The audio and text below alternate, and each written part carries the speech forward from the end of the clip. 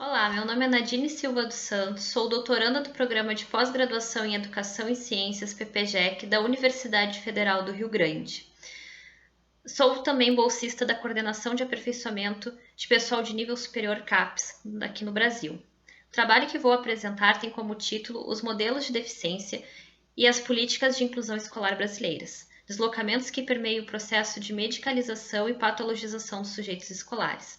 Este trabalho foi produzido por mim e pela minha orientadora no doutorado, a professora doutora Camila Lockman.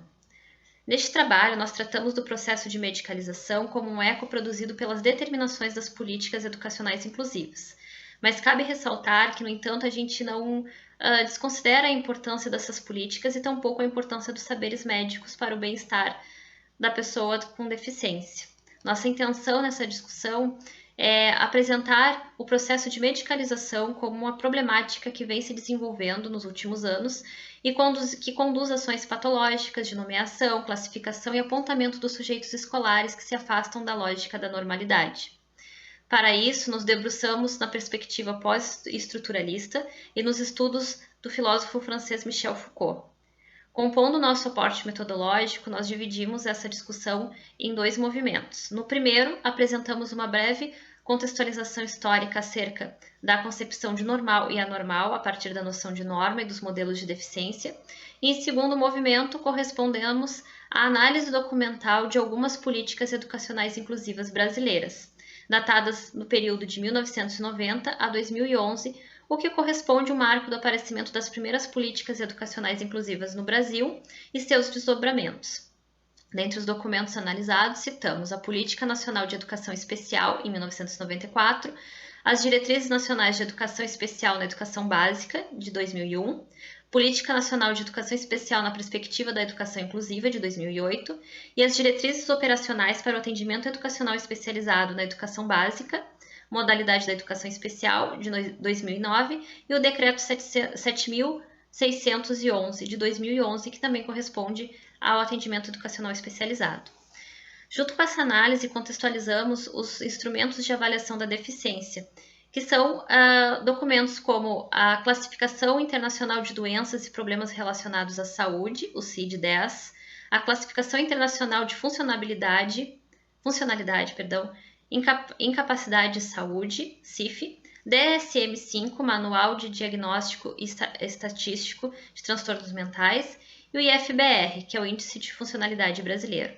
Também são articulados a essa discussão, pois nós entendemos que esses documentos fundamentam as ênfases produtoras de nomeação e classificação dos sujeitos.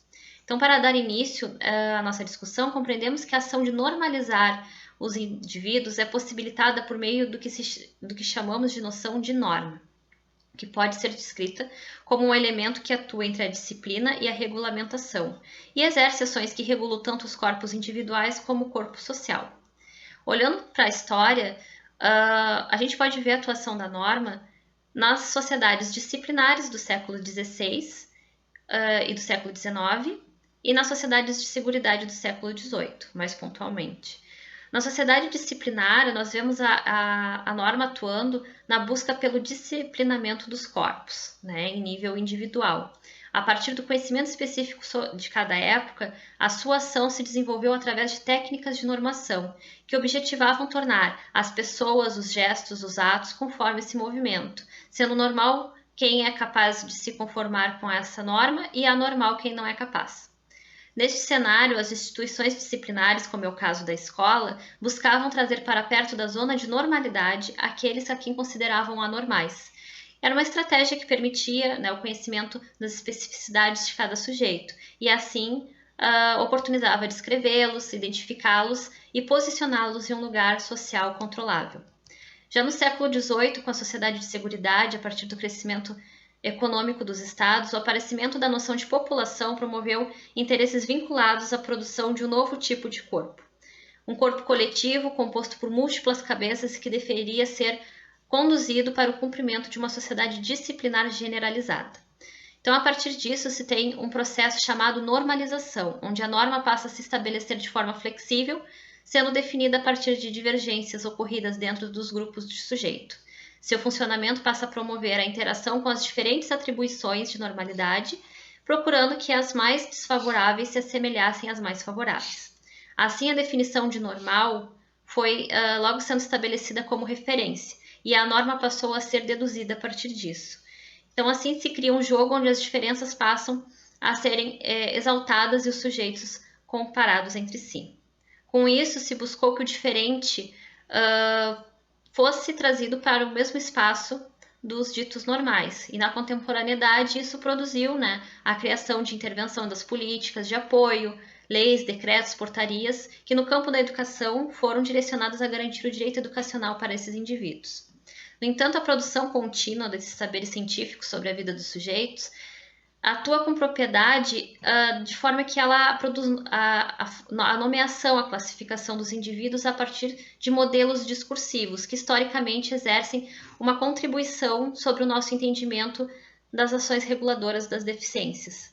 Então, para que a gente possa entender isso, nós vamos apresentar o modelo médico, o modelo social e o modelo biopsicossocial da deficiência, que demonstram essa ocorrência da compreensão como as deficiências e também como era produzido de forma tão natural e até incisiva a disseminação do processo de medicalização dos sujeitos no campo educacional.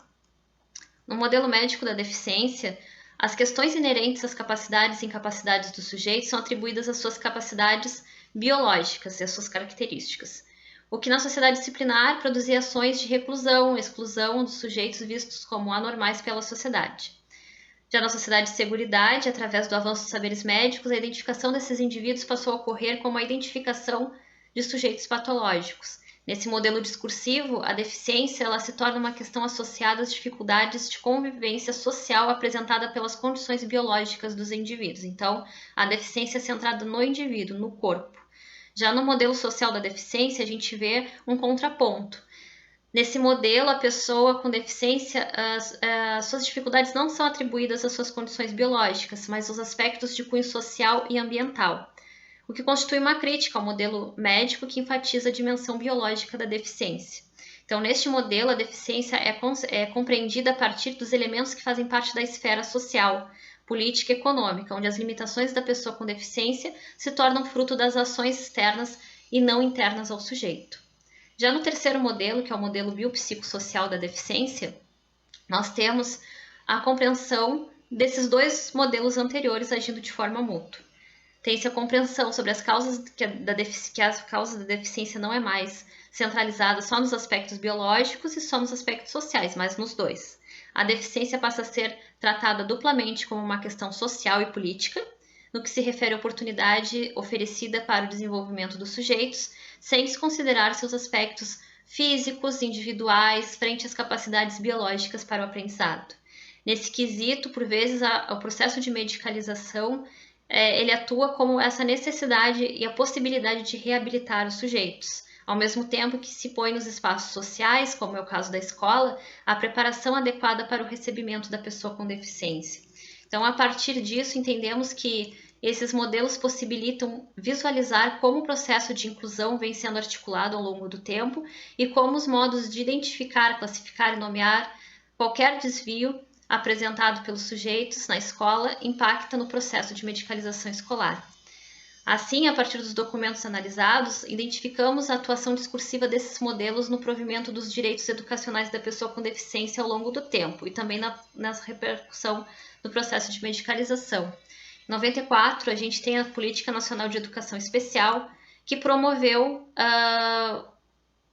aos genericamente chamados de portadores de necessidades educativas especiais, portadores de deficiência e portadores de condutas típicas e portadores de altas habilidades, um discurso, né, que previa a participação desse público-alvo no espaço da escola comum a partir de um processo de adaptação ao currículo e ao espaço ritmo escolar também. Pautado sobre um modelo de inserção, diferente do que a gente tem hoje, né, de inclusão, vinculado às capacidades de adaptação ou não dos sujeitos às classes comuns. Esses que não se adaptavam eram conduzidos às salas especiais ou às escolas especiais, quando não se adaptavam ao ambiente do comum. Nesse contexto, a gente vê a inclusão muito atrelada ao modelo médico da deficiência, mobilizando uma ordem seletiva na qual as capacidades e condições de permanência dos sujeitos eram avaliadas a partir das capacidades biológicas e cognitivas, fazendo cair sobre eles a responsabilidade pela satisfação ou não dos seus desempenhos escolares. Já nos anos 2000, a gente vê uma mudança nesse panorama e um aprimoramento das práticas educacionais dirigidas à pessoa com deficiência na escola comum. Dentro dessas ações inclusivas, a inclusão da pessoa com deficiência passa a se alicerçar no fortalecimento do status de inquestionalidade, tornando-se algo que deveria ser aceito e desejado por todos. Então, a gente tem nesse ano, no ano de 2021, as diretrizes nacionais de educação especial na educação básica, assumindo algumas dessas deliberações, onde expõe que a escola passa a se organizar e receber esse público, eliminando barreiras para a sua participação, embora a escola ainda oferecesse a possibilidade desse público ser separado, né, nas classes especiais. E também permitia que a escolha da família, junto com a escola, decidisse para qual sala esse aluno iria, né, qual modalidade. Nesse panorama, vemos as estratégias de inclusão escolar mais voltadas ao modelo social da deficiência, embora ainda fosse possível observar a separação dos estudantes com deficiência. Em nível transitório, a priorização na eliminação de barreiras sociais e escolares demonstra um deslocamento importante na compreensão de deficiência. Mas, indo a partir de 2008, a gente vê um panorama mais substancial para a inclusão da pessoa com deficiência, através da Política Nacional de Educação Especial na perspectiva da educação inclusiva, que movimentou a obrigatoriedade da matrícula desse público nas classes comuns e pela adaptação da escola para receber o público-alvo, constituído por alunos com deficiência, transtornos globais do desenvolvimento e altas habilidades de superdotação. Nesse cenário, a modalidade de educação especial assume uma categoria essencialmente complementar e suplementar para o processo educacional dos alunos com deficiência, ampliando a condição do atendimento da escola para esse público. Vemos também uma articulação com o modelo biopsicossocial da deficiência, pois embora ainda se tenha uma escola totalmente adaptada para receber os sujeitos da inclusão, para propor adaptações e práticas escolares a esses sujeitos, a instituição escolar reforça a busca por conhecer, identificar e classificar esses sujeitos que nela estão inseridos. Isso torna o cerne determinante para situá-los frente às estratégias de atendimento, de organização curricular e de participação do ambiente escolar. E a partir disso, se tem, depois no ano de 2009 e 2011, as diretrizes operacionais para o atendimento educacional especializado, na modalidade da educação especial, e o decreto 7.611, que fundamenta o trabalho do AE dentro da escola. Mas embora a gente possa ver os consideráveis e importantes deslocamentos para a permanência da pessoa com deficiência na escola comum, observamos também que o modelo biopsicossocial da pessoa com deficiência, a pessoa com deficiência, ao mesmo tempo em que dispõe do direito de acessar o pleno espaço comum a partir da eliminação de barreiras escolares, por outro lado, ela não escapa de ser classificada pelo atributo dos diagnósticos clínicos, materializados pelos laudos médicos.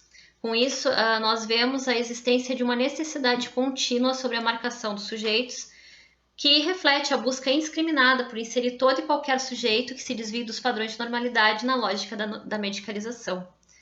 Com isso, a gente observa que o predomínio dos saberes médicos na escola encontra suporte nos discursos presentes nesses manuais de avaliação e classificação da deficiência, né, que são o CID-10, o DSM-5, o CIF e o IFBR, e a partir disso nós entendemos que a definição de público-alvo específico para o atendimento tende a desconsiderar outras deficiências e síndromes, assim também como entendemos que as questões individuais da vida dos sujeitos escolares, como depressão, ansiedades e problemas familiares, passam a ser observadas e capturadas sobre a ótica patológica.